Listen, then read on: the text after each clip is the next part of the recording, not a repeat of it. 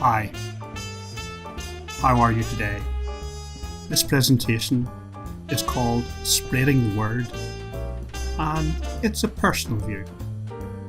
It's somewhat different from the other presentations that I've done in this series because it's not concerned with any chapter from the book. It's about communicating or spreading the word. Now, there's no doubt in my mind that strategy plays a pivotal role in the success of all organisations. But it's important to realise that it's not content alone that's important. It is how it is delivered or communicated. And for the strategy to be effective, we need what I like to call compelling communication. Here are the audiences who may be interested in this. It could be a remote reader or a viewer. It could be a student in a class or a colleague. And what you must do is tailor your communication to the needs of each group. Now, historically, communication was effected in two ways. One was the spoken word, and the other was the written word. But really, since the advent of the internet, this has been transformed, and communication now comprises the spoken word, the written word, and hugely important, multimedia. And in my opinion, for effective communication today, you must embrace and employ multimedia. And this little presentation will show you how I've gone about it. Let's think first of all about the levers of communication. Well, there's written material, there's diagrams, there's spreadsheets. We also have the spoken word, music, movies, photographs, and in addition to that, we also have today interactivity and access to the web. And for effective communication today, I believe we have to integrate these media.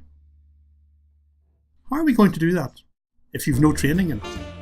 Here's my suggestion, and this is what I have used.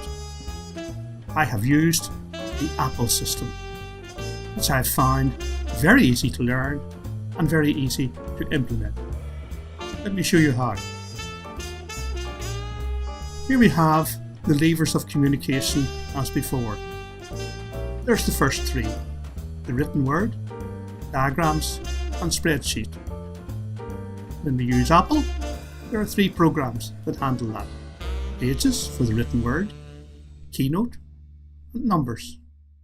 And they come together in a handy package called iWork. Beautiful. Let's look at the next three or four: the spoken word, music, movies, photographs.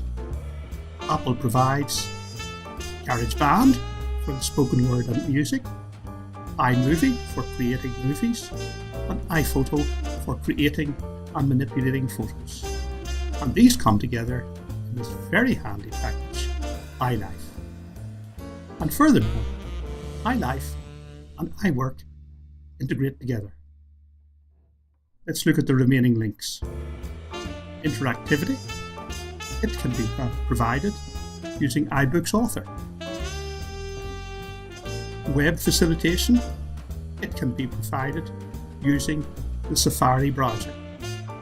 And finally, all of these elements can be fused and brought together on an iPad, which, if you use it appropriately, will become your mobile learning hub. You can learn this system by reading these three books. The first one is called Mobilizing Max. It will provide you with the basics. The second one is called Publish using iBooks Author, which will show you how to create and then publish your own iBooks Author book. And finally, there is the iSyllabus, an Apple-based educational system which will provide you with a template for teaching others. And all these books interconnect and link together, and all should be studied on the iPad, which will be your mobile learning hub. I think to learn the system requires about 48 hours tuition, I reckon. Now let me provide you with more detailed links. First of all, these are how these books look on the iBookstore, and then the detail of each. Here's the first one, Mobilizing Macs, and there's the link. Here's the next one, Publish using iBooks Author, and there's the link. And here's the last one, the iSyllabus, an Apple-based educational system. There's the link. And some good news, it's free.